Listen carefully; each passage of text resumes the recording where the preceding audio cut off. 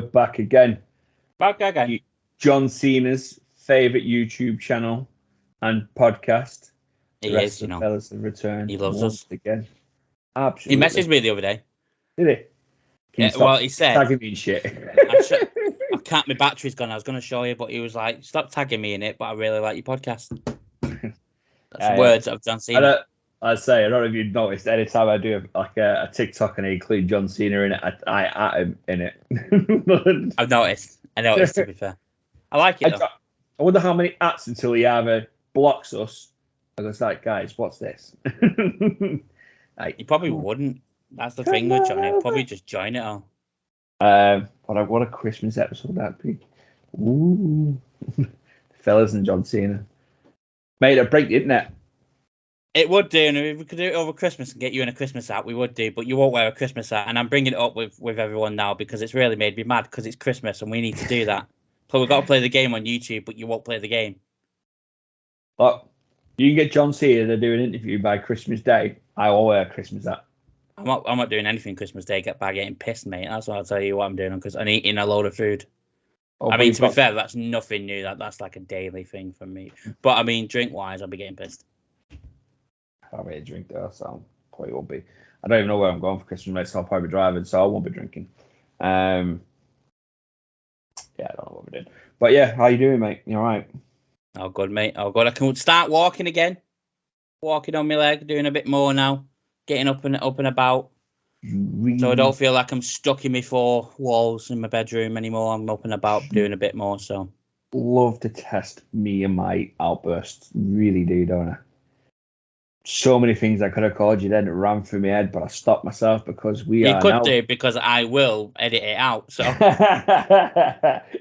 yeah, no, I can't. I've got to learn to control them a bit more in my own personal life. But when we get monetized, then you will have to stop, and because I can't be bothered going through that and doing all that shit. So, and if I miss it, we get monetized. Well, hang on, don't we have an 18 rated on this video anyway? Yeah, but when we go a bit more mainstream. Fair game then, mate. Mainstream. I've seen the Sidemen having boobs on their video. I can do what I want on mine. There's I mean, we're wrestling, not frigging the Sidemen. I wish we were the Sidemen. Oh my god, I wish we were the Sidemen. But yeah, anyway, yeah. How are you, mate? Yeah, all right, mate. Bit tired, but yeah, I'm all right. I'm cool. Good. Ooh. Good shit. It's very cold here in the UK. December has truly hit. Christmas is a couple of weeks away. I'm in my dressing gown again. He's in his dressing gown again. I took my hoodie off because of my t-shirt. Well, that's why I wear my dressing gown, because it's open. Well, I will be putting my hoodie back on as soon as this is over. So, it's cold. I've not put the heating on. Cost of living crisis and shit. So yeah, happy that I'm ever do. My mum will shout, mate. I do live with my parents. Before anyone goes, oh my god, you still live with your parents? I still live with my parents. Yeah, Matt's I've got money to move out. Matt's the guy that lives in his mum and dad's basement, but he doesn't. He lives in the first I do not live in a basement at all, and this is being cut out because I don't live in a basement. I live in a nice little bedroom upstairs, out the way. I said that you don't live in the basement. You live in the first floor. That's some slip out, mate. I apologise. All right. Yeah, that's cool. Yeah. So before we get into the main part of the video, we always do a segment. T-shirt you wearing? I've just got the Kiss It Ring MJF one on. There is a reason why I put this one on, but then we've changed our plans for. Okay. So now I know what that is. It's also mine as well. So. Well, no, this is. With that. So I've just remembered what I wanted to ask you about that. So we'll come back to that later on. Yeah. That's cool. But yeah, I got my Kiss the Ring MJF one on. I was looking the other day about getting some new ones, but it's Christmas time and I've got no money. It's so dear though, the AEW shop. Not even AEW. WWE ones. Have you noticed the price of the new WWE ones are now £35? So certain ones are. I noticed yesterday when I was looking through, because they've released some new t-shirts, some Legends t-shirts, which has made the news rounds and people thinking they've signed Legends deals. Now we haven't got a couple of them. But like CM Punk's, I know you don't like him, I'm still going to mention it. CM Punk's women's t-shirt and the men's is £32. The Judgment Day new ones are 32. But then you've got like Randy Orton's new t-shirts 28. So I think they are starting to move them up to £32. Is that coming from America, that one? Yeah, I think they say on the advert now they're coming from America. That one's not. That one's not. The American Nightmare Cody Rhodes one isn't. But it's £32. I'll have to have a look. But what have you got on today? We can sort of see yours there. So, as you all knew in the last episode, I bought some new t-shirts. I bought two. So I bought this one, Charlotte Flair one. And I tried to show John before, but it wouldn't work without the background. My room's a mess because and now I can walk. I can do stuff in my bedroom.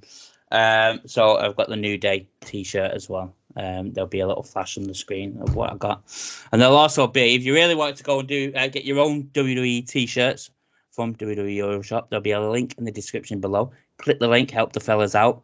There'll be a little video over this because I did it in the last one and I know how to do it now. Happy days. But if you go on the Euroshop, they've got some new t-shirts on there. Like I said, Legends one. They've got an Umaga one. They've also got a Headbangers t-shirt, Dudley Boys. Ken Shamrock is in the normal WWE shop. So people are speculating that he signed a Legends deal with WWE because they now brought a t-shirt out, which they never did. They never mentioned Ken Shamrock on TV. So maybe the merger, because he's in the UFC alumni, isn't he? Also, it's a part of the bit of the news I'm going to say out, but Jey Uso's Yeet t-shirt is on there. I get it now because they are not allowed to sell them anymore. Copyright issues with Yeet t-shirt. It's £32, so if you wanted it, I mean, I'm not going to get it, but if you really wanted it, it's on there for you. £32. If you can add a video, it's just like these shirts pinging around, yeah. All right. Don't forget to go get Bray Wyatt's shirts from his legend, his tribute shirts, because all the proceeds, I believe, still go to JoJo and his family. So please go and get them. And obviously, support other guys. Hi, buddy. Cable. Choose. I don't think. Do you know what? I don't think they've got American Alpha on it. They took them off. The American Alpha ones are gone, but yeah, you've got Gable. I'm really peed off about that though. Tommaso's on new ones up there with his beard. We should be due some decent DIY ones soon. But yeah, there is. Are them legend ones like the ones that they've done with like? You got the Kane one. Yes. Is that what they've done? That sort of style. The Headbangers one, I'm not too keen on. I haven't seen it. Dudley Boys is cool. Umagas, I do want Umagas. Dudley Boys, they've been apparently signed back to a deal a while back. I think they've just finished up dates with Impact, obviously, because they're decent guys are standing up and doing what they need to do. But I'll have a look later. See, you've just heard me say, I'm in America in a few months' time, and I'm toying with the idea of doing a big, massive parcel to my hotel. I don't blame you. I've been looking for a new hoodie. I want a new hoodie, and we don't get them over here in my size. And yeah, but I also want a chalk line jacket as well, but I'm too big for them too. Yeah, I mean, when I'm talking about AEW t-shirts, like for instance, this won't be up on the screen because we're not sponsored by him. But we're not sponsored by him anyway. Kenny Omega, it's 30 quid, but then when you add on the extra size, yeah, you pay more. AEW charge more. $3.75. Then getting it shipped over. By the time you at the end of it, it's $39. There is a UK shop for AEW shirts, mate. Well, I'm on Global Shop AEW. Is that not the one? Oh, they've gone full. I don't know. They might have changed it maybe. But yeah, I don't mind paying the extra to get my shirt. The option. Yeah, this is the one. I don't mind it. I'm not 40 quid. Not $40 though. I'm not fussed. I ordered stuff from the American store before, so I don't mind. It's the fact of when they want the same price of your t-shirt and deliver it from the States. That's when I get a bit. Oh, thanks. Yeah, some of the t-shirts have been questionable. They've released as well. I've seen some new ones that people are kicking off with. Like Hobbs' new one, big, black and jacked. You'd think I made that one with the stuff I know. With. And then Tony Storm's new one is Tits Out or something like that, and people were kicking off about it.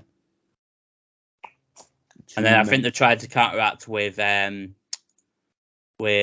Home, Randy Orton's t-shirt, with Sammy Guevara saying Spanish Daddy. That, and he's had a kid as well, hasn't he? So he's had his kid, yeah, that's what it'll be. But then they're probably seeing Daddy's Home and going, oh, Spanish Daddy, we'll do that. So people have kicked off with him recently. Do you know what? AEW's t-shirts is one thing I would say about, and I normally defend them. Their t-shirt choices for some of the wrestlers have been a bit pants over the years. Kenny Omega, he hasn't had an outstanding one. I thought, oh my god, I need to buy that one. And I really want a Kenny t-shirt. MJF, I only have this t-shirt because it was in the box. It's not one I've picked and ordered. MJF's t-shirts, barring the brochachos and He's My Scumbag t-shirts, I've not really been interested in them.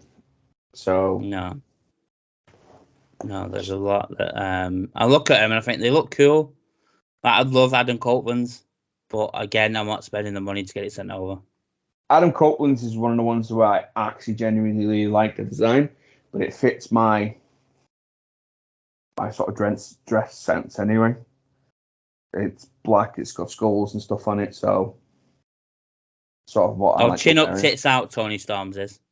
I like it. He's such a pervert. Hey, I'm wearing a t-shirt. Makes a change. That says Kiss the Ring. I didn't want to say anything, but you brought that up yourself, so. We've had this discussion about this shirt before. I'm not going into detail around it. And I've wore this to work as well last week. You actually wore it to work? I've just realised I wore a shirt to work last week. I don't care. Right, it's like the Acclaim t-shirt, the light blue one. I haven't worn that to work because I don't really wear colours. Yeah, but... This is my colour. That's why I wear wrestling t-shirts to work, because they're just bad. Like the New Day one, and this one's blue, but I always wear them because they're black. I wear black or white or grey. So, yeah. But guys, cool. That said, if you want to go get t-shirts, please remember to use the fellas link below. As Matt will tag it on the video. We'll share some love for the fellas over at WWE Euroshop or WWE Shop, depending on where you order.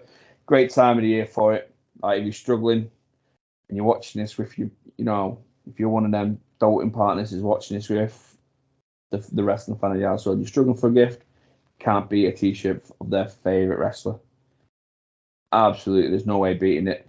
My wife did it the first year. John's favourite is CM Punk, so he'd want a CM Punk t-shirt. So if anyone out there wants to send John a CM Punk t-shirt, then you can do. Oh, gifts accepted. Absolutely. If somebody wants to send me a CM Punk t-shirt and watch it burn, you're absolutely welcome. Oh, you're not one of those, are you? Hey, look. I was thinking about the other day. Before. If you're a wrestler that watches this and you want promotion, we'll get in touch with us. We'll promote you. We'll watch your stuff. We'll have a chat about you. And I think we're in the market for some merch. So we do make t-shirts and jumpers. Hit the fellas up. Let's have a chat. Defo need it. Right. AEW. I was never a big fan of AEW until we started doing videos. Was it when we started doing videos, or was it before that? When we were just doing the podcast? It was just when we were doing podcasts, weren't it? Yeah, so the videos have only really been a thing in the last... Since 12 months. July. No, April. Yeah, so since May. Yeah, so I've been watching... I watched you were always an AEW guy. Yeah, so guys, if you aren't aware, we did exist before the YouTube channel. We did. On Spotify. And the material is still out on Spotify and Apple Podcast. And obviously, if you want to go back and go, what the did you? You want to hear some of the absolute belting stuff, go back, and obviously it's on there still. It hasn't been removed. We've just stopped doing that, in case anybody is wondering why we have, is we were getting like 1 or 2 listens compared to the views we're getting on YouTube. It's just not worth it. It wasn't a wrestler or anything. And if anybody does want it to go back on there, please comment and let me know. It takes me probably 5 minutes compared to what Matt does. I just literally... And the thing with the podcast as well is that it was unfiltered. So you got all my outbursts and all Matt's outbursts and Matt's cock Yeah, ups because and my cock ups. We didn't edit it. It was just done. Pure unfiltered. So if you want to hear some of the good, like the absolute stuff that Matt absolutely cut out of me, it's all there. But it will literally, we got to the point we got one listener, and it was just like it's no point doing it no more. But yeah, we did exist prior to this, for about a year or nearly a year. Yeah, it was. Yeah, it was a year, and then we went on YouTube. Yeah, we decided to do the jump and put our faces out there. So yeah, you've been watching AEW since the start. I didn't. I was so against it. It was unreal. I was anti AEW. Did not like it. Didn't agree with it. Hated every single person that went there. Chris Jericho went there, and I all of a sudden hated Chris Jericho. Couldn't stand him. He was a twat. He's not really. Love you, Chris. You want to do a podcast? Hit me up, babe. I started watching it. Yeah, we started doing the podcast actually. It was you said I would never.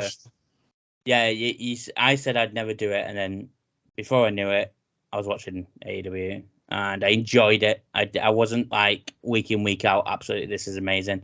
There was things I hate, still things I hate about it now. But I like it way more than I did, and I give it more of a chance. I'd pay-per-view when I see a card that I really like All In. That's me. I haven't bought the last one, sorry, mate. No, I forgot as well, mate. Don't worry about it. So yeah, but recently there's been so much negativity around AEW, whether it's attendance or pushes for the wrong guys, storylines not being carried out, injuries, owner coming on Twitter being an absolute twat. I've got some reasons typed out here that I've gone through. Before we jump into there, can we just get the one big elephant that I don't want to spend 10 minutes discussing about out of the way? Okay. CM Punk was a massive he's not on this list. Yeah, but CM Punk was a massive. He was probably the catalyst that begins this. All the shit that was behind the backstage and the fallout with people being suspended. Some of this ain't backstage though. So all this here is not about anything to do with CM Punk. Yeah, but what I'm saying is, obviously, if we're going, depending on how far back we're looking at, CM Punk is a catalyst to a lot of it. Not a lot of it, sorry, no, a lot of it's the wrong way. CM Punk was a catalyst to some of it. For me. Yeah. That's for me. And that's me taking away my views on him. That's me just looking at as a wrestling sense, the bookings that, you know what I mean? So I'm talking, like, Collision had to be made to keep him happy. And then it put a divide between superstars because who wanted to work with CM Punk, who didn't want to work with CM Punk, to the point where when they were in London, we're staying in two different separate hotels. Yeah. So everything I've got here is nothing. There's only one with CM Punk. Yeah, let's see. I obviously a lot when we get into something like this and it sort of comes him in, we spend 20 minutes or so talking about him. I want to get him out of the way. He's with WWE now. He's done. He's there. He's in the other show now. We want to hear our thoughts on him at AEW. Go back and watch the other videos. Yeah. Right. So these are not mine. One of them is. I agree with most of them, but one of them definitely is what I think. The rest are all what I've just found on social media and on YouTube videos. So, some reasons why AEW isn't doing well. So I'm going to say the reason, and you tell me if you agree. Go into it a little bit if you want to. We'll have a bit of a chat about each one. So, the first one that I found was signings. Some AEW signings that have made no sense. So, examples. And I'm not talking about Will Ospreay or anyone like that. Ric Flair, Jeff Hardy, CM Punk, Jeff Jarrett, Adam Copeland. Just some that are over 40, bar one that adds to the product. Have they been a major factor? Not a major, but have they been one of the factors that you think AEW is struggling at the moment with the booking of Ric Flair? Jeff Hardy and Matt Hardy not on TV. Adam Copeland, obviously, he's in a major storyline. We know about him. CM Punk, you've already mentioned. We're not talking about CM Punk. Jeff Jarrett being on TV at the age he is at the moment. Are we only talking the signings over 40 here? I'm guessing so, because they didn't mention anything like Will Ospreay or Saraya or anything like that. So So I'm over 40s. There is some that and I've been very open. I think what they're getting at is taking away the spotlight from the younger guys that need it. So Ric Flair, absolutely no need for him to be there. Absolutely not. He did a spot this week giving Orange Cassidy his Ray-Bans. I didn't need that. I don't need that in my life. That is a 3.5 minute segment that could be given to somebody that needs that spotlight. Jeff Jarrett's TNA Impact's the best TNA Impact's been in a long time. I believe Jeff Jarrett's been in, and I think we have a lot to thank Jeff Jarrett for getting AEW into England. That's been his main role backstage. TV wise, it's not needed. I said this the other week. Jay Lethal does not need Satnam Singh and Jeff Jarrett and Karen Jarrett. He doesn't need it. Adam Copeland, he's not. Yeah, I think it was just because it was over 40. I think that's why they put him in there. Yeah, but he's an anomaly. He's different. Adam Copeland's a top draw, and I don't feel comfortable calling Adam Copeland because it's just too much for me to say. I'm going to call him Edge for this sake. Yeah, Edge. Everybody knows Edge is a top draw. Edge has done everything he could in WWE. There's another company that exists to give Edge an opportunity to go and do more. And I think having his best friend there has helped. I do apologise for my dog's sleeping, so if you do hear squeaking in the background, my dog's having a nightmare. Or not a nightmare, he's having a dream. 1 second. I've just woke him up. He gets really loud. Yes, Copeland is an absolute enigma to that. Same with Christian, because Christian's got to fall into that category too. Christian is probably on his best run since Edge and Christian. Captain Charisma TNA, maybe. I was thinking world title against Randy Orton. There were some great matches. I forgot he went back and did all that on his own. Yeah. But I agree. I don't think Christian's ever been part of a bad thing. Looking at it as a whole, his TNA run was great. Tag team was great. His world title run was great. And now this has been.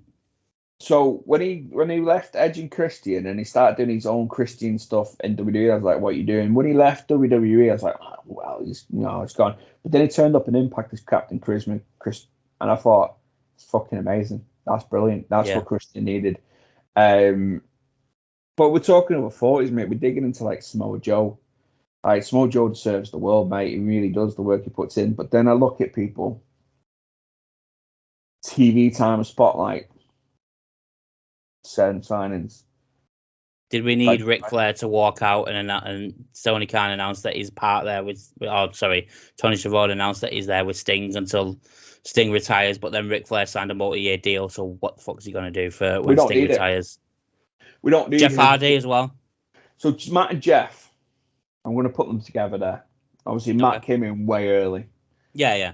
Matt came in with a broken Matt Hardy. I feel like it worked really well when they were on the independent scenes and when they were within the Impact. And obviously when they went back to WWE, they just didn't take off as well as it did. And obviously then they dropped it and they lined him up with Jeff, and then obviously he left and Jeff stayed. And Matt came to the broken Matt Hardy. But it only lasted a little while. And then they've mixed and played with all these alter egos. I think if they put Broken Matt Hardy and Brother Nero back together and did some stuff with that, it'd be a great bit of telly. When they did the Hardy compound match against Ethan Page, Stokely, and whoever else with Hook, it was really good. I think Jeff Hardy, though, is Jeff Hardy's worst enemy. Yeah. We said that in past podcasts. Jeff Hardy I know it's been quite publicised as well this week that Jeff Hardy's not happy with the current bookings. Yeah, Matt and Jeff are both unhappy, aren't they? Unfortunately, though, the only person to blame for that is Jeff Hardy. Yeah. I don't know, and it might be that I don't think they want to put too much in on them.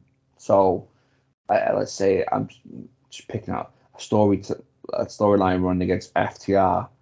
And then he gets arrested again, and they're off TV, and then it's cancelled, and they've got to try and fit FTR in the TV time again, or create a new House of Hardy, where the broken house and something happens because they've got to rewrite it all again. Honestly, I think Jeff's holding Matt back now on a good storyline. I really do think they have the potential there, especially with Sting coming to an end and Darby Allin and Abdomen. They could build in a really good weird faction with them guys, but I think Jeff Hardy's holding the Hardy Boys back now because he's too unpredictable. Yeah. Fair dues. Next one.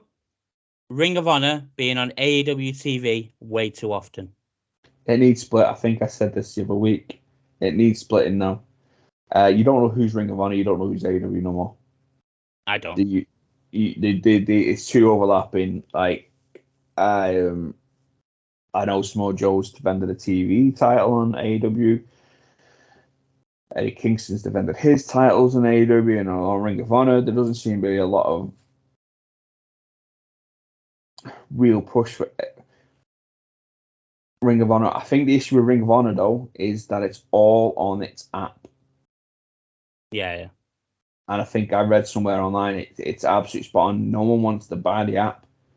Why would we pay $9.99 for an app, or it's $5.99 for an app, but only gives you the weekly TVs? It doesn't include the pay-per-views till 3 months after the pay-per-view's been on. Does it include old stuff as well? Very limited. Yeah, you're not going to buy it, are you?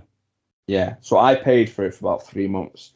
And I was watching that at Ring of Honor because there was a couple of guys over there that I liked watching. Dalton Castle, the Briscoes. Well, one of the Briscoes, obviously, Jay passed away. The FTR was doing a lot of work over there because they had the titles. There was a few others that I really liked from Ring of Honor. But then they started showing up in AEW, and I'm like, well, I don't need to pay for this. But then it was the pay-per-view. I can't remember which one it was, but there was a couple of matches in it. And I was like, oh my God, I need to watch this. And went on. I was like, oh, right, I have to wait. Then I waited, and I waited, and I waited. I was like, I'm not fucking paying for this because I'm paying £6 a month to watch weekly shows. Which were, mate, the quality-wise, they're filmed after Dynamite or before Dynamite. So I think it's after Dynamite, so the crowd quality is at zero because they've just spent and used all their energy. So yeah, Ring of Honor needs splitting. And then, honestly, fucking scrap it. Scrap Ring of Honor and just put the roster together. Got 3 shows now. Let's put the effort into 3 shows.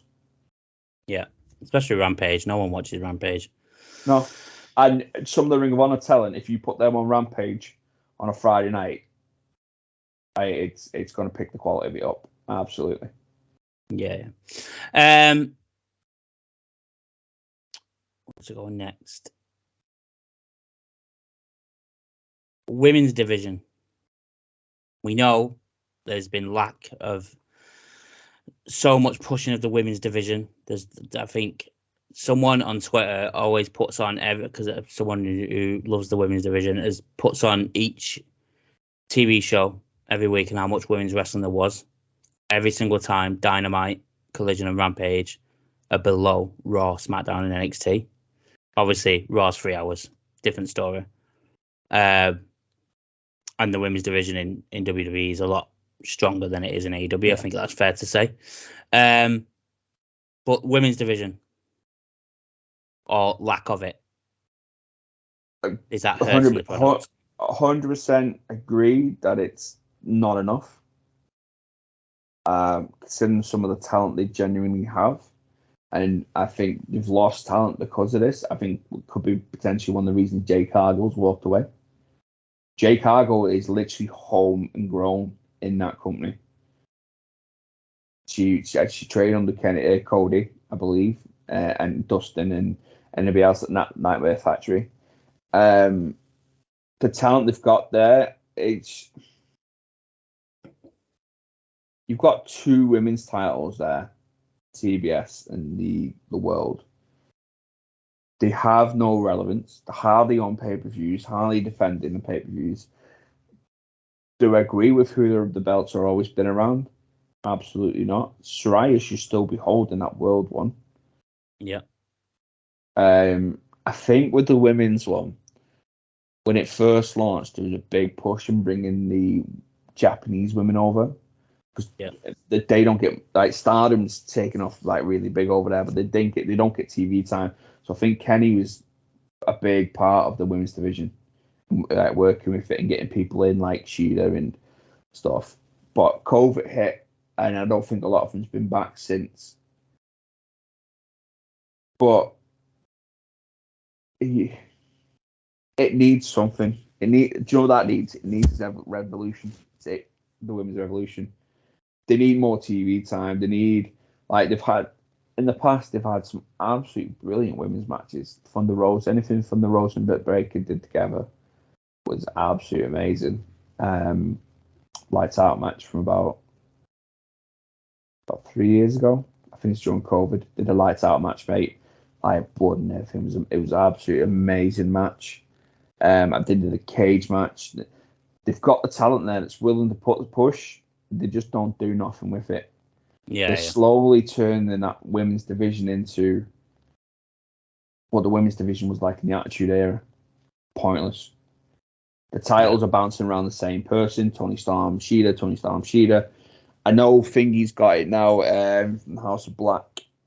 Julia Hart's got the TBS one, but that'll probably bounce between her and Chris Statlander. I know Abdamon's looking at it now. There's Abdamon. Sky Blue's there as well, isn't she? Yeah. Abdamon's, she Abdaman whatever, or I can't pronounce the name properly. Abdominant. Oh. She's been in, right? She's been one of the first signings they made when they launched. She looks mint as well. I could probably count on my hand how many times she's been on TV. Yeah, I said that to you the other week, the other day, didn't I? Like, I just didn't. Abaddon. Yeah, like she looks mint, and she looks like was it Wendy Chu in Impact? Was What's her name? She did it in. She did like the split personality thing in NXT though as well. Yeah, like that's something like on that scale, like that, done well could work, but it's just you don't see her. But they bring her out for Halloween and then that's it. But this is it. This then takes us back to that first thing you asked. They're wasting so much time on these pointless Ric Flair promos, these pointless Jeff Jarrett things, and giving too much time to these. Yeah, it needs something doing. They need to, like Britt Baker, mate. As much as she is AEW through and through, I think if changes didn't come, she could be teased, mate, and talked about coming to WWE. Absolutely, I agree. Cool. Next one. No creative team or production team. Tony Khan makes all decisions. Is that hurting the product? No, I didn't know this. I didn't know if this was actual thing, and then I googled it, and it looks like he doesn't have a creative team or production team. He does everything himself. I didn't know that. Yeah, I was led to believe there was a creative team because unless it's something that's changed since Cody, because Cody was part of it, and so was the Bucks. Unless it's just him and like 2 or 3 other people, and that's it. Maybe stuff has changed since Cody's gone, but Cody used to sit on the headset, mate, backstage and run things and stuff. There's got to be a creative team because that's what Dean Malenko, the Bookers, are doing. Dean Malenko, Jerry Lynn. I don't know, mate, because I don't know how much of that one is like legit. Because I feel like there is the people that are there. Dean Malenko, Jerry Lynn. And I believe, what you call him, that's with Satnam Singh, not Jay or Jeff. So this was in. These are the people that were in the creative team. Pat Buck. Yeah, he's still there. Jerry Lynn. Christopher Daniels, who now has been moved. He's not there anymore, is he? He's doing. I remember there was a press announcement that he's doing something else. And Dean Malenko. So it's very few then. It's probably a small one. I think. Talent like that: Bryan Danielson, Chris Jericho, Jon Moxley, Kenny Omega, the Young Bucks, and at the time CM Punk. All have significant input into their own creative direction. So is that the issue as well? They have too much input into what they do. I wouldn't say with Kenny Omega because you kind of see him. He's not really in the main event scene. He's not really. Do you know what I mean? He's. Yeah. So I think their input to a degree. So Kenny and the Young Bucks, for an example, they haven't gone full Kevin Nash, Scott Hall, WCW on them. They're going, well, I want the title. I want this. I want this. Cody didn't do it. Cody booked himself to lose, and in a match that he could never compete for the AEW World title, which ultimately probably led to him walking away because he couldn't do any more than what he already did. Mm-hmm. I think if they're giving people like CM Punk and Daniel Bryan creative control, well, Daniel Bryan, no, I'll take that one back. He looks like he's got a head for the business on him. He has them. But given the wrong people, I'm going to say wrong people. I'm not going to pick people. Giving the wrong people creative control creates what WCW created back in the 90s and 90s. Absolute nightmare. Yeah. Tony Khan, if that's the case, then he's not got a creative team. He needs to be looking into a creative team because from more than anything, mate, that's too much for one person to do. Run 3 shows and a company and a football team and an NFL team with his parents. Well, so a Fulham supporter put on Twitter the other day, nice to see Tony remember he's got a football team. He seems to forget he's got Fulham. But, some of the creative and the bookings have been questionable over the years, absolutely. But then some of it's been absolutely amazing. No, I agree. I think it's more recent stuff. Yeah, more recently, it's questionable. Trying to think. Like the MJF full gay kind of thing. The whole that mess. That, I mean? Yeah. But then that leads back to how much does MJF have to say in his creative? Is that something he's pushed for? And Tony's just gone, yeah. It's a fine line. It's a hard one to answer that because we don't know the ins and outs. We do know though that if that was WWE and Seth Rollins, just for an example, I'm not saying anything here, but Seth Rollins turns on to Triple H and goes, "I'm not doing that." Triple H will go, "Well, yeah, you are," unless it's something that was significant going to impact his character. Yeah, but do you know what though? On creative, I think that WWE's creative. On the flip side, obviously we're talking AEW here, but WWE's creative for me can be questionable quite a lot too. No, I'm not saying it is. I'm not saying it. I'm not saying it as an excuse. I think creative from both of them, but this is it. We're fans, and this is the people that are saying it's the fans. Like me and you could book fucking every show for the next 3 years the way we want. I've booked WrestleMania already. I'm done. Hey, I've booked WrestleMania 30, 33. I'm not, you know what I mean? But that's what I'm saying. How many times have we had the conversation about we've imaginary booked? Like last week, we booked how Cody goes to WrestleMania. You know what I mean? It's here nor there, that one. But creative is probably one of the issues at the AWS. The booking of certain stars. So what the examples they gave was Wardlow, Malachi Black, Keith Lee, Hobbs, Starks, Ethan Page were just a few they mentioned. Now, he said, the video I watched, he said he knows Malachi is in the trios thing and he's constantly doing the trios thing, but he's that good that he should be singles and have Brody King and Buddy Murphy, because Buddy Murphy's not been showing how good he is when we know how good. And Brody King as well. He's starting to do singles stuff in this continental shit. Keith Lee has never really had his own big shot at the world title or TNT title kind of thing. As far as I know, I mean, he could have. I don't know. I can't remember. Yeah, Ethan Page, we always mentioned. Ethan Page. Ethan frustrates me how badly they're booking Ethan. Ricky Starks, they threw into a tag team with with Big Bill.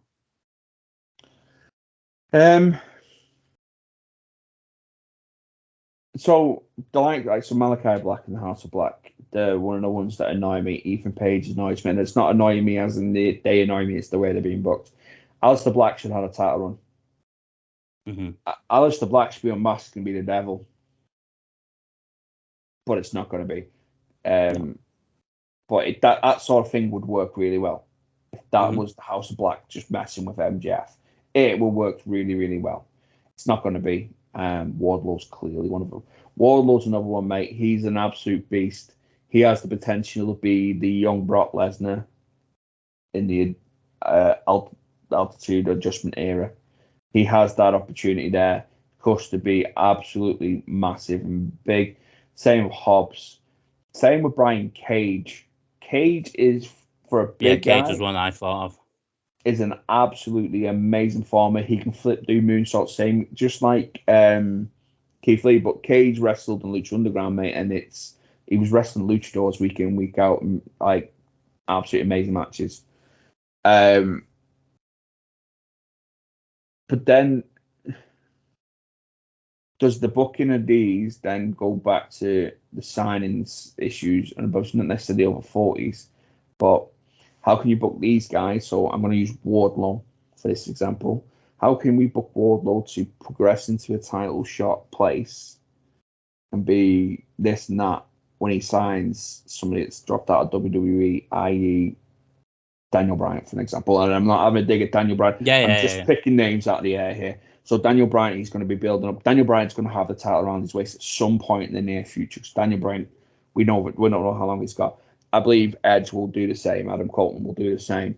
How can we build these guys that are only getting on TV for the first time because of AEW up to be title holders and the top guys when signs have been brought in that are established stars, and at the same time, are we the fans responsible for these signings getting the higher and quicker push than these new guys coming in? These rookies. They're not rookies. They're all been wrestling for years, but you know what I mean. The rookies coming through. Yeah. If you look at look how hard the Acclaim had to push themselves to get the crowd over. As soon as they got the crowd on the side, that's when Tony backed them. Hook. Look at Hook. Everybody loves Hook. He's not doing anything. Because realistically, Hook, look at Hook. Can you realistically see Hook going in and beating? I can see him beating Christian. MJF. Hook's not on the MJF level, but I can see MJF dropping the title to Daniel Bryan, Mox. Taking Mox out of that equation as well, because Mox, one of the staples, he helped build the brand to where it is. He carried that brand through COVID when people weren't around. But Claudio, for an example, mate. Hook. Claudio, yeah. Can we see Hook beat Claudio for a title? They're not going to, because Claudio is a WWE guy that he's been dreaming about signing for years. I don't think it'd lay down for him though. I don't think the wrestlers will have a problem. I don't. None of the wrestlers. So it goes back to the creative thing again then. Yeah, I think it swirls back to he's not going to book. So the issue there is because the Blackpool Combat Club's meant to be these bunch of tough guys. How can one of them lose, other than Wheeler, lose to what is a kid? Same in this Nick Wayne. This Nick Wayne, he might as well he's going to be flipping and flopping about for a while before he gets a proper title around his waist. Because we can't buy it. These kids can beat these guys. Where obviously in the past WWE's done that. 1, 2, 3 kids, Scott Hall. Yeah. And I think that's the issue. They need to have a good hard look at who the fans actually like watching. So not reacting as well to the fans. To be fair, like you said, and I know you don't like it don't like certain. When I bring up certain things, but Daniel Bryan, the way the fans reacted to get Daniel Bryan into the main event, WWE listened, they did it. Yeah. Whereas Tony Khan, if someone, it take, like you said, the Acclaimed had to bend over backwards to literally get themselves where they are now, and then Tony Khan goes, oh yeah, okay, we've got something there. So I'm going to give you another example, and I know you don't like this guy, okay? But Eddie Kingston, okay, he may not be the perfect in-ring. Oh, my hatred of Eddie Kingston is nothing like CM Punk with you. Let's just put that straight. Right, let's put that straight. But Eddie Kingston may not be the best in-ring performer, right? But he works his bollocks off. Yeah. Mic skills are absolutely amazing. Mate. But he works his bollocks off. His mic skills are amazing. He's over with the crowd. He's over with the locker room. But yet it's holding a Ring of Honor title. And a New Japan title. Not even an AEW title. A New Japan title. Which he's had to then put at stake for Tony Khan's booking of this New European or whatever it is. How is Eddie Kingston, who was a one and done pony, by the way, when he came in? Cody was doing an open challenge, and anybody in wrestling that wasn't part of WWE could come into AEW and challenge him for. Eddie Kingston turned up, cut a promo, and wrestled the next week, got signed off the back of the reaction from the crowd. How is Eddie Kingston not world champion? That's cokehead. That brings us on nicely to the next one. Too many championships. So including Ring of Honor and AEW, because the Ring of Honor titles are defended on AEW TV, there is 19 titles. Too many. So I like that they've got the trios. So the tag teams are trios. I do like trios, and I feel that WWE are missing out a trick on trio titles. Yeah, with all the factions they've got now, I agree. I think they're missing out on a trick on trios. Trios was always something I was hoping that AEW do. The world title, and then they've got the two mid-card titles on AEW. So the TNT and the Intercontinental, whatever title it is now, that Cassidy's got. But then you've got the Ring of Honor. But then you've got the Ring of Honor World Heavyweight Championship, TV titles. They're trios titles. Pure title, in it. They're tag team titles. They're pure titles. They're women's title. Then you've got TBS, and you've got the women's titles. And then there's talks of this continental tournament will have another belt. Then there's the Owen Hart Foundation tournament. They have belts. Hulk's got the FTW title, which has got zero relevance, no rankings needed, whatever. That's just, I don't know why that's there. But 100%, too many titles. 100%. And I think this takes back to should Ring of Honor be its own thing. Absolutely. Yeah. And I think, do you know what? I think titles like the AEW tag titles they've lost their magic when they're defended, because we'll see the Ring of Honor tag titles defended each other week, and it's like, no, they are too many titles, but then separate the shows and it'd be all right. Yeah, you won't have the issue, would you? Well, you mentioned rankings. Now the ranking system went away. So the ranking system's still there. This is what's annoying. I think that I might be able to I've got this wrong. The ranking system is still there. If you go online, you can still see the ranking. So I watched AEW this week. They mentioned Sting has not been pinned in his time in AEW. He's not been beat in AEW. He's like 27-0 in his entire time at AEW. The ranking system's still there, but it means absolutely fuck all. Hook's only been beat once. The last time it was updated on the AEW website was August 31st, 2022. Right. Well, they still mention it and they still put it on their under little bars and stuff. But it has zero relevance. And when it launched, it was the way they said that the rankings would have a play in title shots and runs. Absolutely, it should do. That'll be one thing to be different. Hook should be sitting at the top of the number one contenders list for the world title then. He's unpinned. Yeah. He's been beat by Jungle Boy once, I think. That's it. Yeah, I was just looking at the rankings there. Cool. Next one. AEW taking digs at WWE more than WWE do with AEW. That one, no matter what, that's going to happen. Either both companies are going to do it. AEW probably do it a little bit more. Absolutely. They're probably doing what WCW did. I think if they could get away with it and they do it, they would announce the results. Absolutely. And I agree with somebody I think you read last week that if they knew that CM Punk was going to WWE, they would have leaked it. Absolutely. But no matter what, it's going to happen. WWE took digs at TNA Impact when they were their big competitors. WCW and WWF did it all the way through the Attitude Era and Monday Night. That's going to happen. No. I think it's because, I mean, obviously Triple H just took digs at AEW, like you've seen it with the Hall of Fame when he said it to Billy Gunn and like a pissant company and stuff. But I think what they're getting at is the fact that, especially with the light after the NXT versus Dynamite thing, and Tony Khan coming out and spitting all that trash that he did and about the Undertaker and John Cena, and it's like you get to a point where it just looks petty. Now, listen, I know I'm a WWE fan, and I know I'm going to sit here and say stuff like that, but I'd say if it was WWE, I said it about when Edge mentioned it to Miz. About Miz, about AEW mentioning Miz on their TV show kind of thing, and it's like, you get it. It's going to happen. It's companies taking digs at companies. I get it. But it just seems like it's AEW more than WWE. Yeah. Currently, anyway. When Vince was in charge, you had it both ways. But I think with Triple H hasn't really... I mean, I've not noticed it. People comment in the section below. Do you know what I mean? So I think the world of social media doesn't help that either. No, it doesn't. And I'm taking Tony Khan and anybody.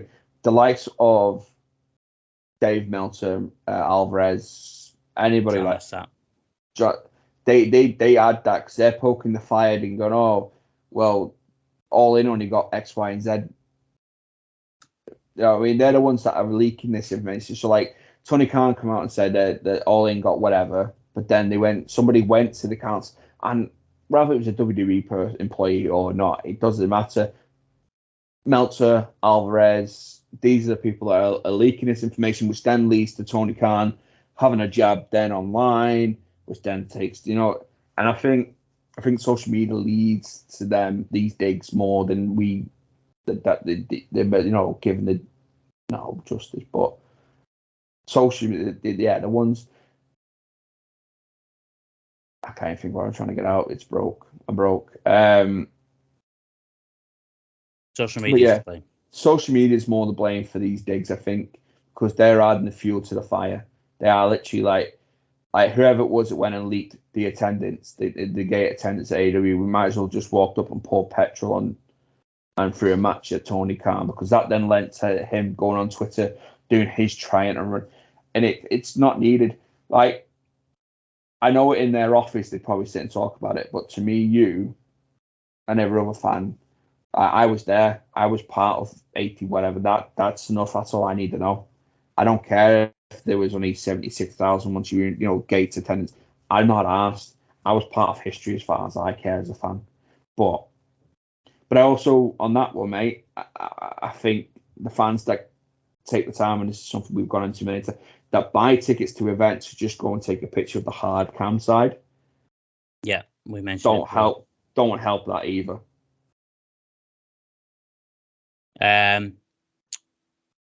So I could go on either one here, because you mentioned both, but we'll go do the latter. Attendance. Now, I'm not talking about hard cam side. We're talking about in general. AEW's attendance has dwindled over the last couple of months.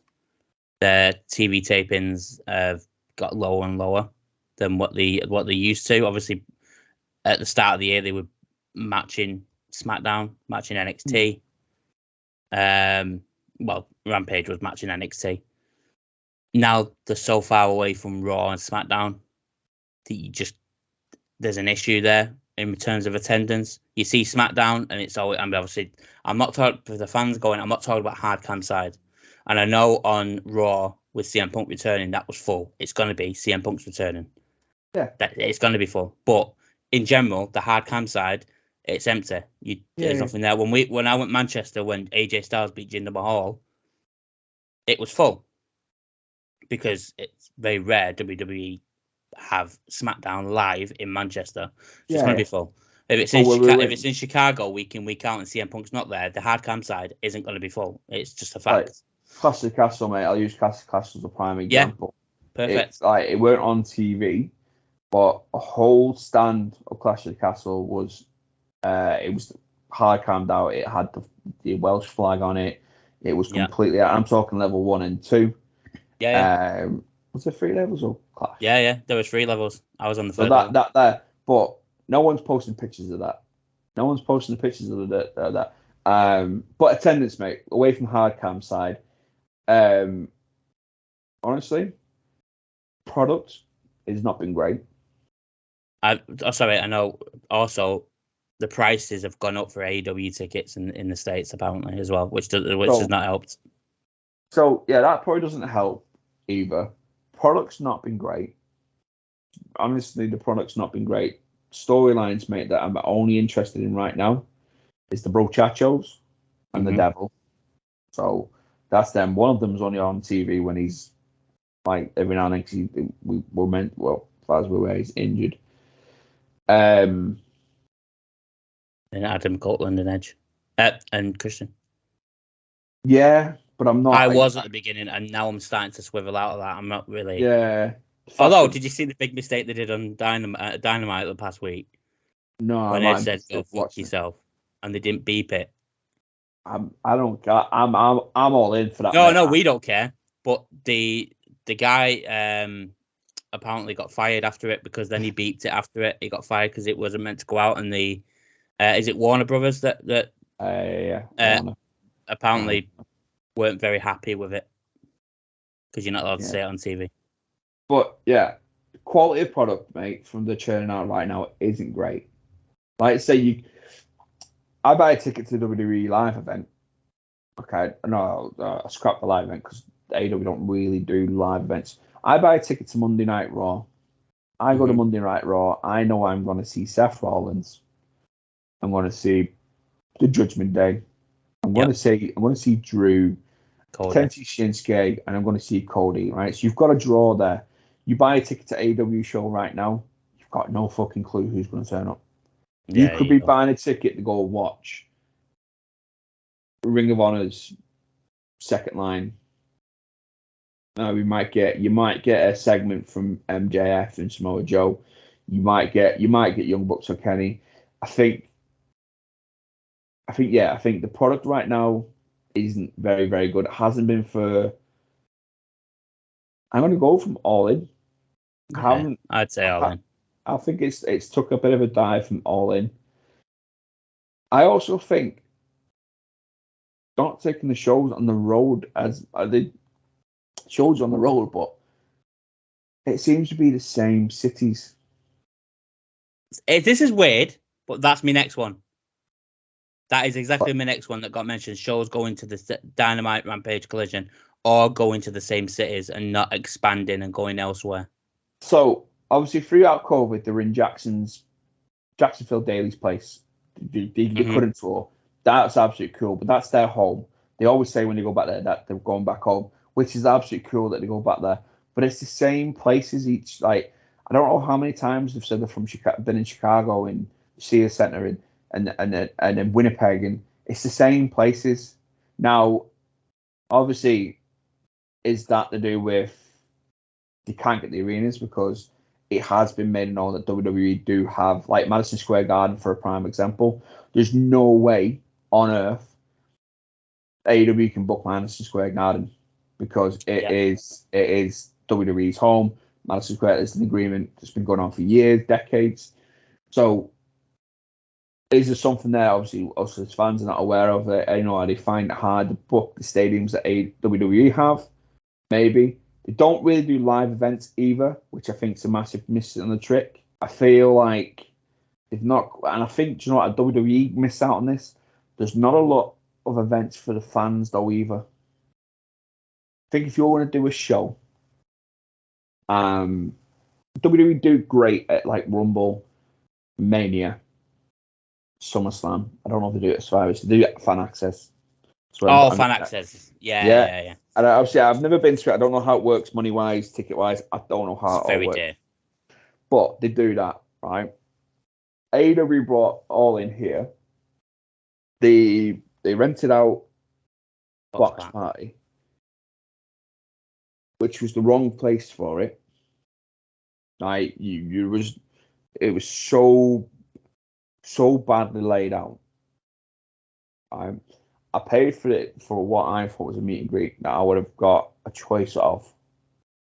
There was no advertisement of like this person's going to be here this time, this time, this time, this time. I was queuing around behind the building when the show started. I'm standing outside the building and I can hear the Acclaim on the stage. That's no fault of my own. That's because the venue wasn't big enough for it. But they had the Wembley Arena right next to it, so you could have booked that out. But I also feel WWE miss out on this a lot. And as a fan in the UK, when they come, I don't think we get enough because Mania Rumble and all that's in America, so they do fan access. I think if you go to them, and if I could afford it, I'd be there. We'd get more interaction. Now I'd be more. Oh, that's a bit silly. I bought tickets anyway, but let's say Rumble comes to the UK in the next 2 years, hypothetically speaking, I'll buy a ticket. But if they put on the fan access, I'll pay for the fan access because I like to meet my wrestlers. Yeah. I go to Love Wrestling every year to meet people. I really like it because I get time to speak to them and I get to hear interviews with them and stuff like that. And I feel like if they're putting a show of a pay-per-view quality, and I'm not saying like Raw when it comes or SmackDown when it comes, but do your fan access for the UK. I know we get sometimes WWE put guys in Smiths, but they're like Butch and Dolph Ziggler. Hey, not wrong with Dunn. I like Dunn, so I'm gonna take that back. But I'm like, no, I know what you mean. Not the high caliber ones like Seth Rollins or Cody Rhodes or something like that. Yeah. It's not that. But if you want to meet them, it's like a VIP ticket, which is like £400. Just and recently, it's not even a meet and greet. They're stood on a ring and you're stood on the floor in front of them. You gotta say a few words. I feel that's big affecting of maybe like because AEW used to do a big thing in America. Like you bought a ticket that was some sort of meet and greet beforehand with some people. I don't think that happens no more. And this all leads me back to one person's leaving. I genuinely, and I touched on it last week with WWE. Cody gone to WWE has made WWE whole thing feel so much more energized and give it such more of a. He probably doesn't. It just probably. I agree. But him there, it seems like it's energized WWE in a big way. And you know, I'm not talking about on the size of Cody Rhodes, by the way, but Jay Cargill as well going over, kind of give it a bit of a spark. Like, oh my god, like, this can actually happen. I think Cody's got more backstage in WWE that yeah, definitely. That we're aware of. Absolutely, there's more going on backstage with Cody than we are aware of. I think he's got maybe like a back office sort of job as well. Not Booker as such, but like if you look like since he's come in, Jay's had his big push. Mm-hmm. Sammy's got a big push. There's been a big, and for me, the buzz when Cody was in AEW, it was the same. Your Sammy Guevara's, your Darby Allin's, your he was trying to get Fuego del Sol over. He bought that positivity, but he also bought in that fan sort of the meet and greets, the interactions, the stuff him and Brandy did for the fans for AEW was there. I obviously going through all this we've gone through. I genuinely think Cody is a massive factor, and I think it's took a while for us to see this. Mm-hmm. I think Cody walking away from there has played a massive factor. I don't think the original AEW guys are happy. No, I don't think they are either. I don't think they are either. We'll run through some others just dead quick because there's a couple more I want us to proper touch on. Letting injured wrestlers wrestle. So Daniel Bryan wrestled with 2 broken orbital bones. Darby Allin was injured. He was allowed to wrestle and then go and do his own thing where he did some stunt on a bike. Yeah. Stupid decisions like that. I don't agree with that. If they're injured, they're injured. If they've got a broken bone, they've got a twisted, they're out. They're out. Yeah. So MJF right now, as much as I don't want him to drop the title due to an injury, I believe MJF's carrying a lot of injuries, which will lead to, I think, the Devil being unveiled quicker than they wanted to, for the Devil to take the title off him. Yeah, agreed. Insufficient concussion protocols. John Moxley pointed out on the podcast after he had his. There's just not enough around concussions in AEW. Yeah, no, that's something that needs looking into. If that's the case, definitely 100%. His career's been ended with concussion. Yeah, it kind of looks. I mean, it's not at all, but it kind of looks like AEW doesn't really care. Obviously, wrestling while they're injured, concussions. We know how big concussions are, kind of thing. On the outside looking in, kind of thing. Moxley bleeding all the time is one of the things that got brought up. I thought you'd laugh at that one. Hardcore gimmick matches being used far too often. Fuck off. I like them. Cool. I don't, but that's. But I've been very open. That's the wrong. No. Wrong person. I like, for me to, and I said this about when we talked about Swerve and Page, to end a proper gritty feud. Yeah, no. I think nothing better than that. No, that I don't think that's what they're talking about. I just think every single pay-per-view there's one big hardcore match that there's just no need for it. Obviously, Swerve and Page is different. That was the end of a feud. It's needed. But just in general kind of thing, I think that's what they're talking about. If not, then there's just a bunch of tosses, aren't there? I've mentioned this before. Aubrey Edwards and the referees. The referee. Yeah, the referee quality isn't great, but I'm not asked about the rest, mate. As long as the rest is all right. Pisses me off to fuck. I like. So this is it, though. I like Aubrey because I know what work Aubrey's done since the day that company started. But listen, I'm not talking about the work she's put in. I'm talking about her refereeing skills. I'm not talking anything to do with backstage. I'm talking about her refereeing skills. I think she'll stop reffing soon, but that's good. Commentary team. Commentary team needs a revamp. Excalibur's good. We say it every single week, though. Excalibur's good. Taz is good. I think they should probably. And I'm still protesting. Get me Monrano in, and that commentary. If you put Monrano in that comedy team, that commentary team, that's going to be amazing. JR should only be used for big matches and massive pay-per-views. Yeah, agreed. And Tony Schiavone needs to retire. Tony Schiavone should be a backstage interviewer. He should never be a commentator. Agreed. Distasteful angles. Now, I think this one got brought up because of the MJF with Juice Robinson with the Jew thing with the dimes. As soon as it came out that Israel, and I mean, I'm not going political here because I don't know anything, but it all kicked off with it. Some distasteful angles, but I mean, WWE. Let's not get started on WWE's distasteful angles. Yeah, that one there, mate, is. But I mean, I think that one just only got brought up because as soon to a day before that, the invasion between Israel and Gaza. Is it Gaza? I don't know. I'm not in politics. I'm not going into all that, mate. That's but then they did that angle with the Jews, and then it kicked off. I think that's why.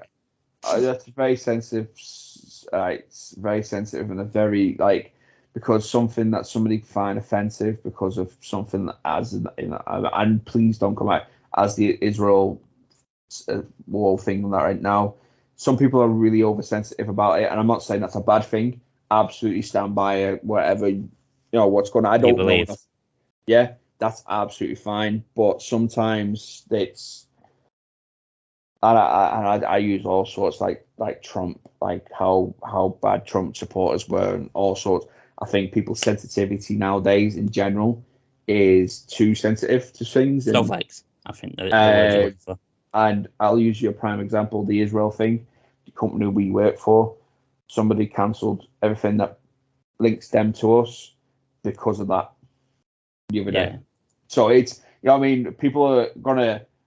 I've seen it online, and I'm gonna use the Israel thing because it's obviously what someone's seen or touched on. I've seen people sort of citing don't buy this product or this product or this product because they sell it in this country. I don't know all that, and I'm not political. I don't do news. Anybody that knows me personally, I don't do political. Yeah, I'm the same. I don't do religion, so it's never here nor there for me, and that's probably why I've missed that. And I'm like, if you're talking thin lines, I just want you to push back to DDP stalking Undertaker's wife. Katie stuff Vick. like that. Identity crisis. And I said it the other week. I sent you a message on it. AEW don't know whether they're TNA or WCW right at this moment in time.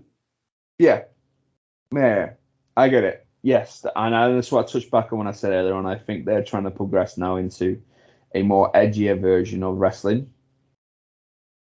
Whether it's the right time or like touching back on the sensitivity of people watching it, I think they're going through a phase where they don't. I agree, they don't quite know what they are right now, and maybe that's why the product's struggling so much, because you've got the squeaky clean wrestlers, that mat wrestlers, and then you've got the edgier wrestlers, the Moxleys. The Tony Storm's character right now is very close to the edge. Stuff like that. And I think they are going through an identity crisis. Following up on storylines. So the examples they gave was his name Andre Andretti? Yeah. Beat Chris Jericho and nothing came of it. There was no big word on it on the next show. Nothing got built up over it. Ricky starts getting getting singles push, and Edge being out in the same ring as him. Nothing came of it, and now he's in a tag team. Not Daniel Garcia. There was someone else they mentioned as well. Like some storylines with the guys that not being pushed are not being progressed. I agree, yes, but I want to touch back to Action Andretti. They bang on about that all the time. That whenever he's in the ring, they mention him beating Jericho in his debut. Oh, okay. I don't know. There's two more. Irrelevant. One. And we've mentioned both of them before. One of them I've left till the end because you know what's coming at the end. No performance center or training school. They could do with their own performance center, but they sort of do have a performance center. So if you follow them to it, like I have done, Cody's Nightmare Factory sort of is their performance center, but it's not a performance center. It's Cody's wrestling school. Well, Cody, QT, Marshalls, Dustin's. It's their wrestling school. It's not a performance center to the degree that WWE have. I think the issue why AEW don't have one is I don't think they quite have WWE money right now to knock something like that up. And then the last one is the reason why it's all happening. Tony Khan.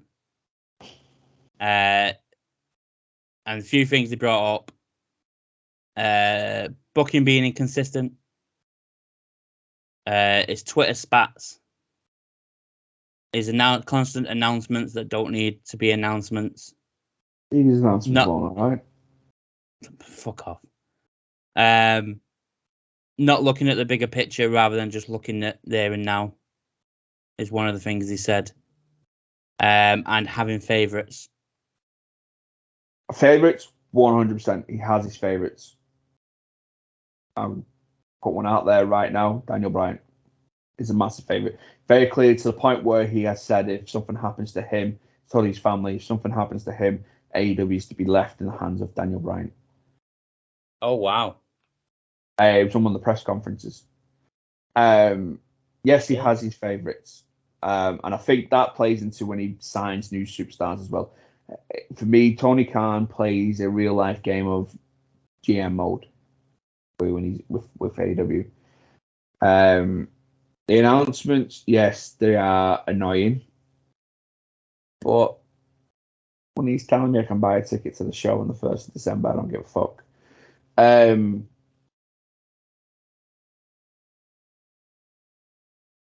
think he's taken on too much. I think he needs to do a Vince McMahon sort of style role on it. That he's got his bookers that he trusts and relies on. He's got his creative team that he trusts and relies on. They get together. They bring him what they plan to him. He makes his tweaks and changes. And that's his input. I think he needs to take a leaf out of theirs. I think he needs to start booking long-term storylines. So let's take Edge and Christian right now. It has been going on for a couple of weeks, but we're looking like it's coming toward near enough the end of the feud-ish run. Because we've got a match in a couple of weeks' time, or this week, is it? This week. So we've got a match. So we've got a potential end to the feud. I'm using potential there because it might not do, but that's a pay-per-view style match. I think he's very rushed on getting things booked and over the line and done so he can move on. But then, like, let's use the Bloodline storyline. I know it's a bit stale at the moment, but that's been going on for 2.5, 3 years. Yeah. But it's long-term booking, putting the right people in there in situations like Sami Zayn getting injected into the Bloodline, give it a new lease of life. Jey Uso splitting from it, give it a new lease of life. I think Tony needs to take a really good long look. If it's starting to get to the point where it's struggling and it's really dropping badly, he needs to probably take a step back and go out there and try to hire some of the right creative and bookers. And what sort of I'll sign off on them, but you guys run the show. And if it's true that he's dropped, I'm going to guess if he's dropped the Young Bucks, he's probably dropped Kenny as an EVP too. I think that's going to be one of the biggest mistakes he makes. Because that's the big thing. The biggest thing for them signing and creating AEW is that they were going to be EVPs of a company. They are part of a company that's been created because that's what they wanted. They want creative control. And if they've been dropped from EVPs, mate, when their contract's up, I wouldn't be surprised if they're looking at jumping ship with Cody. Yeah, true story. Well, that's them all. Nice little discussion over AEW because we don't talk about AEW really. Like we do, but it's always WWE news, isn't it? That's something WWE always comes up with. But something. This is it though. This is probably one of the big issues I have at the moment. WWE are creating stuff that creates people's chatter. Yeah. But in AEW right now, the only thing is creating chatter is who's under that devil's mask and who's his henchman. That's the only thing that's got people buzzing right now. Will Ospreay's announcement, absolutely massive, but we're not really going to see him until Revolution next year because his contract with that came too early. Have it signed, keep it in your back pocket. Yeah. Until Revolution, and have Will come out and literally have a match, or someone doing up a challenge match, and Will Ospreay comes out and they're like, "Oh, you're not an AEW talent," and he literally pulls a contract out of his pocket and goes, "No, I am." I mean, we'll probably see Will more than that, but we're not going to see Will full time till next year. Sting's retiring, Will's coming in. But with WWE, like now, with Drew's heel turn, what's CM Punk going to do? I'm going to SmackDown. I'm going to SmackDown. What's Seth going to be reacting to with the whole CM Punk thing? Cody Shinsuke. We've got Royal Rumble. Like Royal Rumble's a whole month away. They've already released the poster and they never do that. They always release it 3 weeks beforehand. But like, take us for an example, mate. We're already speculating who's going to win the Royal Rumble, who's going to be in the Royal Rumble. Yeah. And I think that's one of his issues with his story writing. That the only thing what's going on with it, with what do you call him? Oh, the one we can't pronounce. Takeshita. And the Don Callis family. That's disappeared off the face of the earth. Again, no storylines not being followed up kind of thing. But why aren't we working with the Golden Jets and them? You know what I mean? Carry on, dude. It's it. And I think that's one of the big problems. There's no buzz around anything right now. There. Like, it was one of the things I've read that's apparently going to happen. If it happens, that might create a little bit of buzz.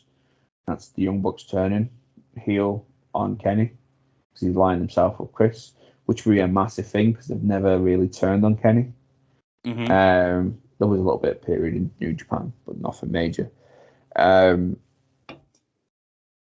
yeah, I think that's affecting it. There's no online buzz, and as we're all aware, the online world, social media is the pinnacle of everything right now. It is. Bring back the pinnacle. No comment. Right, yeah, no, cool. So that was all of them. Yeah, like you said, there's no buzz around it, and I think people just always expect a bit of a buzz around AEW. And I know as much as he caused issues, there was always buzz when CM Punk, what's going on with him? Has he caused it? Is he getting fired? Are the Young Bucks getting fired? What's going to happen on TV? Kind of thing. And I know that's a good thing not having him there now. But then after All In, there's been no buzz around AEW whatsoever. And that's just not to do with CM Punk. It's just altogether it's like they put all the money into All In, and then gone, right, we need to ride it out now till. Do you know? I think else. As well I think WWE do really, really well to a degree. When they do have surprises, they keep them. I feel like there's somebody in AEW, and it could be Tony Khan himself, that leaks too much. Probably does. Too much. Like, we all knew the big signing was Will Ospreay. It was Will Ospreay. Yeah, we did, didn't we? We all knew. As much as we all sort of knew, well, not everybody, me, take me out, but most people felt CM Punk was coming at Survivor Series. We didn't know. And we didn't know until that little box came up in the corner, mate. And I know they've done that trick before with Bray. Did it Bray well, yeah. But that show could have ended and we all would have been sat like, eh? How long were we speculating Bray's return, mate? Since May? The June? Yeah. I feel like with AEW, if somebody's linked to sign there, it's sort of well known very quickly. Whether that's Tony telling Dave Meltzer and Alvarez, sort of put this out there. It's not really a big surprise. Chest. That's it. I think the last big surprises we got was Adam Cole and Daniel Bryan on the same night. Was when CM Punk debuted as well? I can't remember if he already debuted. Might have debuted the same night. But CM Punk was sort of like, they knew CM Punk was coming. And normally when you get somebody of that stature... Oh, yeah, we did, didn't we? Yeah, we did. You get somebody of that stature, you don't really get nobody else. But then we got Adam Cole, who was only on NXT the week or so before. Oh, all right. Adam Cole, sweet. And then they hit the Valkyrie and out come Daniel Bryan. I think that was the last big surprise we didn't know of. Because Daniel Bryan, let's be honest, we all thought he was a WWE guy. When did CM Punk debut? I can't remember, mate. I can't remember.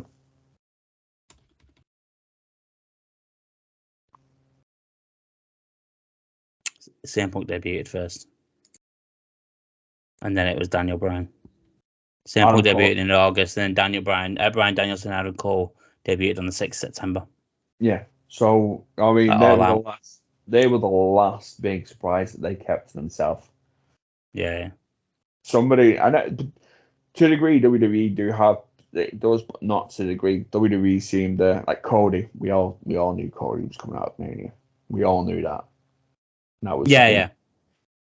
But I don't think that was leaks, though. I just think it was one of those where fans put two and two together that made sense, and then WWE did what they normally do, and drop hints into TV like they did with Punk, leading up to Survivor Series.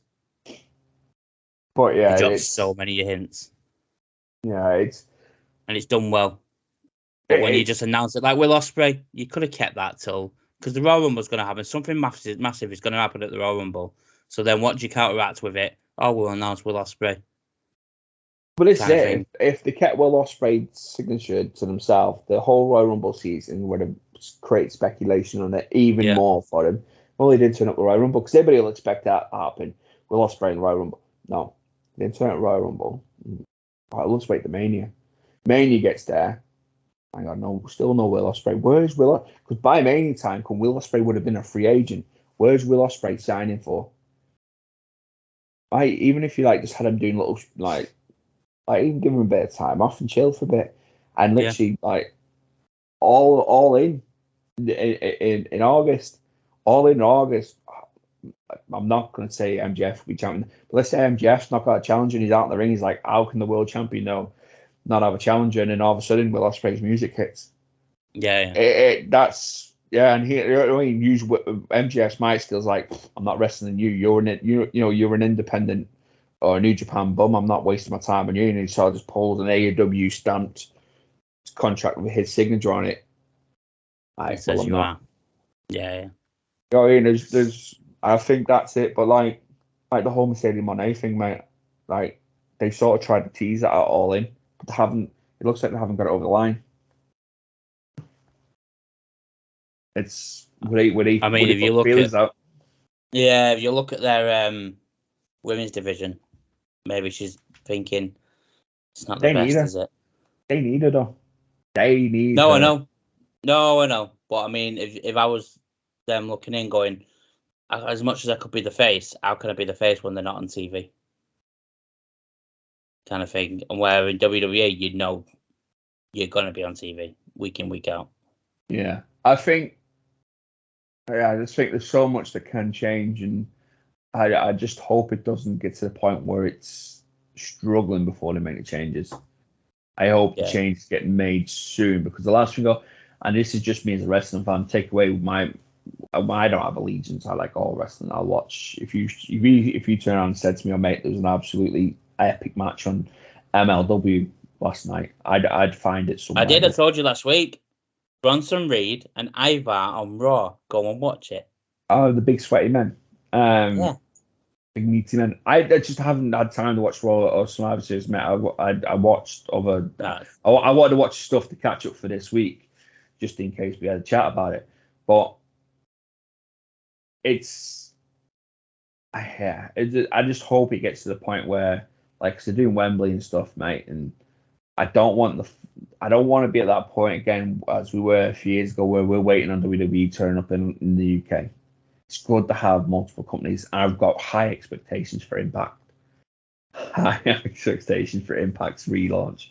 I really do, and I hope they do it right. I hope they put Impact on YouTube every week, mate, for free. Like, cash in on fucking YouTube, somebody. It's a free place. Do it on YouTube Premium. I've got YouTube Premium now. I got it for free for 2 months. That's why I've got it. But yeah, go on YouTube or use your heads. Someone sign a deal with fucking Netflix. Put your product on Netflix. You think you would do, wouldn't you? Oh, and not Prime. I don't like Prime, but use fucking Netflix. Get a deal with Netflix. I'm sure Netflix are crying for something like this. Put it on Netflix. Put TNA Impact on Netflix week in, week out. Yeah, because Amazon's got the football and the tennis, and baseball. So Netflix hasn't got the sport. So why don't TNA just go, or AEW with Ring of Honor, throw it on there, and go, right? Well, we're gonna have it on Netflix. The first sports show on Netflix. Yeah. Well, hey ho. But mate, we've got to another 2-hour mammoth again. So it's probably going to get split into half. But we'll leave it there for now, because fireworks going off, so my dog's going to come running over. But yeah, this is the point, mate, where we can leave it here. Guys, thanks for sticking about.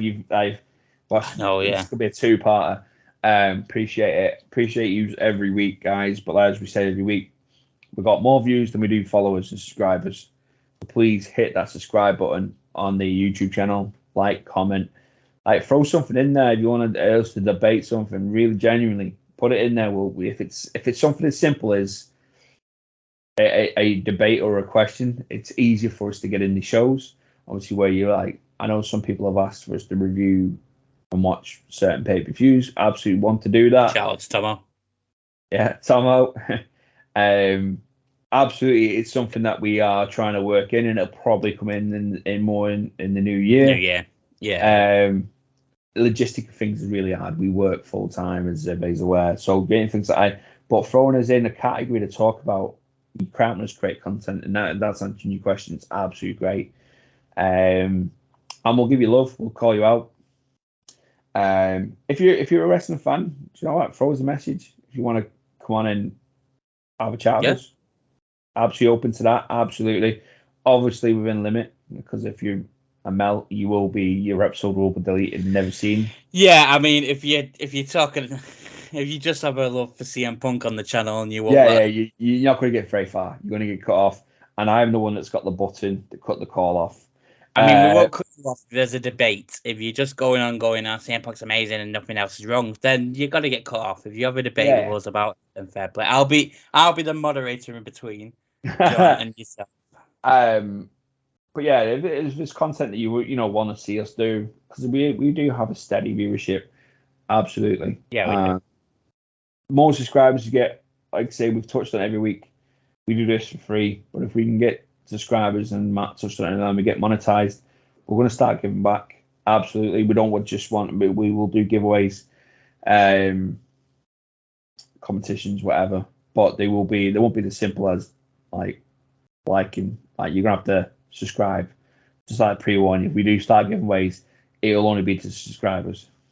100%, 100% on subscribers. So yeah, so social media wise, X and Facebook is Wrestling Fellas. Instagram is Wrestling_Fellas Pod, and TikTok is Wrestling Fellas.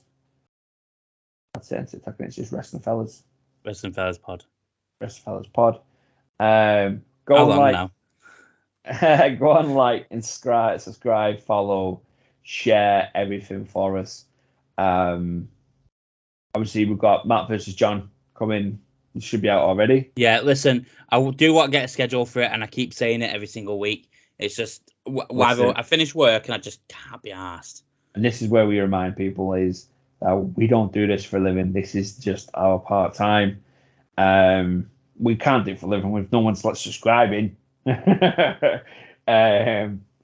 yeah, if you've got Matt versus John, go back. You've got Matt plays. If you have, especially coming up to Christmas, if you're thinking about treat yourself at Christmas to AEW Fight Forever, go and have a look at Matt playing it and see what you think. He's done some really good reviews. Don't go and watch Matt playing it. It's fucking dreadful. Do not go. Go and Den Cops or something like that. He's good at it. Just don't go and watch me. My God, man.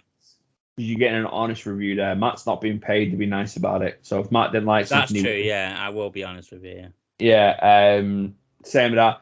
Obviously, Supercard streams are coming. There is drops coming soon. I need to talk to you about the drops after this. Remind me. Okay. But Supercard will come. Probably will be New Year. Maybe before. We will see.